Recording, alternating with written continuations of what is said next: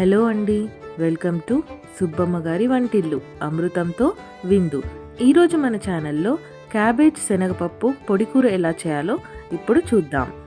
ముందుగా శనగపప్పును వాష్ చేసుకొని వాటర్ వేసుకొని కుక్కర్లో వేసుకొని 2 విజిల్స్ వచ్చేంత వరకు బాయిల్ చేసుకోవాలి. మరీ మెత్తగా అవ్వకుండా బాయిల్ చేసుకోవాలి. ఇప్పుడు క్యాబేజ్ని కూడా ఒక 75% బాయిల్ చేసుకొని వాటర్ డ్రైన్ చేసుకొని పక్కన పెట్టుకోవాలి. ఇప్పుడు ఒక ప్యాన్లో ఆయిల్ వేసుకొని హీట్ అయిన తర్వాత వెల్లుల్లి, ఆవాలు, జీలకర్ర, ఎండుమిర్చి వేసుకొని ఫ్రై చేసుకోవాలి.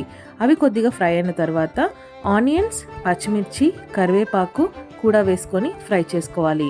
ఆనియన్స్ ఇలా ఫ్రై అయిన తర్వాత అందులో అల్లం వెల్లుల్లి పేస్ట్, గరం మసాలా, పసుపు, కొద్దిగా కారం. నేను ఇక్కడ కారం కొంచెమే వేసుకున్నానండి, ఎందుకంటే పచ్చిమిర్చి ఎక్కువ వేసుకున్నాను కాబట్టి. అందులో కొద్దిగా సాల్ట్, ముందుగా మనం డ్రైన్ చేసి పెట్టుకున్న శనగపప్పు, క్యాబేజ్ని కూడా వేసుకొని కలుపుకుంటూ ఫ్రై చేసుకోవాలి. ఒక 15 to 20 మినిట్స్ వరకు సిమ్లో పెట్టి ఫ్రై చేసుకోవాలి.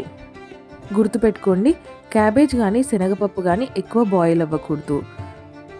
మరీ ఎక్కువ బాయిల్ అయిపోతే కర్రీ మొత్తం పేస్ట్ లాగా అయిపోతుంది.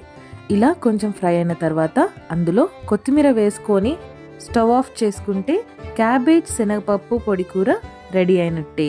మీరు కూడా మీ ఇంట్లో ట్రై చేసి టేస్ట్ ఎలా ఉందో తప్పకుండా చెప్పండి. మీకు కూడా నచ్చుతుందని అనుకుంటున్నాను. Thank you so much for watching అండి. Please like, share and subscribe. మళ్ళీ మరొక వంటతో మళ్ళీ కలుద్దాం. థ్యాంక్ యూ సో మచ్ అండి.